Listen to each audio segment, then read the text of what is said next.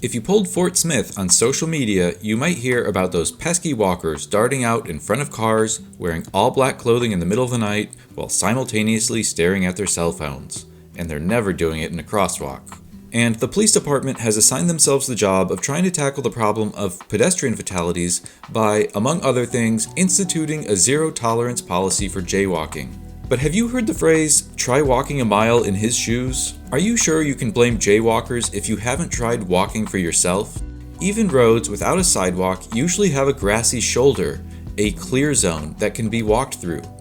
But if you actually walked in this town, you'd find that there are places where there's zero walkability. So let's look at 5 places that are literally impossible to walk without jaywalking in Fort Smith. First is this sidewalk on Rogers Avenue, arguably the busiest corridor in the entire city, where the sidewalk just turns into a ramp, forcing people of all modalities into one of the 2 roadways. Even if you can use the stairs, sorry bikers and rollers, they just lead to another roadway and conflict you with traffic there. Second is this spot on Zero Street. If you want to walk along Zero Street here, you're either walking in the roadway or taking a bath in Mazard Creek below. There's no getting by this location without jaywalking. Third is this example from Midland Bridge, where there's no way to cross into Van Buren without sharing space with gigantic speeding metal boxes. Which is a shame because this bridge is right at the end of the Greg Smith River Trail, and on the other end of this choke point is a relatively walkable neighborhood in Van Buren. There are plans to introduce some walkability here in the future, but we're still waiting to see what that might look like.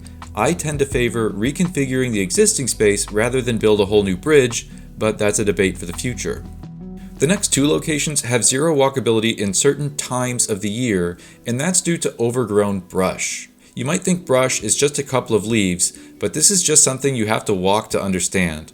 It's painful and downright impossible to get through brush. So the 4th location is this section of Park Avenue where, unfortunately for the timing of this Google Street View image, some of the brush has been trimmed, but in midsummer, there's no getting up this hill without going in the street. Especially if you're on a bicycle, because this is actually a very steep hill, and chances are you're going up it by walking your bike alongside your person, making you extra wide and spilling into the roadway even when the brush isn't a problem. 5th and finally is this section of Wheeler where shrubbery comes right up to the street with no room for walkers at all. It's also a steep incline, so even if the brush has recently been pared back, the room for walking is so thin and so steep that you're likely to trip and spill over into the roadway.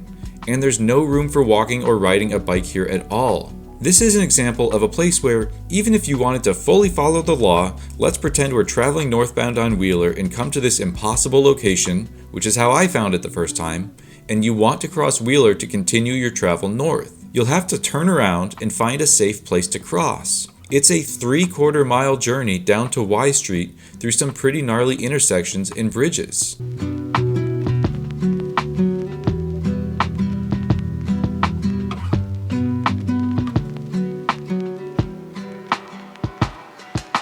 And once you get there, it's not even a good place to cross. There's no sidewalk here. This intersection is almost just as bad for pedestrians as any of the other examples in this video, so it's no wonder that this is also the exact location of one of our recent pedestrian deaths. In conclusion, I don't mean to disparage the city or its staff. In fact, some of these locations aren't even city streets, they're state highways. And the Fort Smith Police Department does need to look into people crossing without a signal and do whatever they can to ensure that all road users are safe. But in my mind, the police have to get involved because the root issue is a design problem.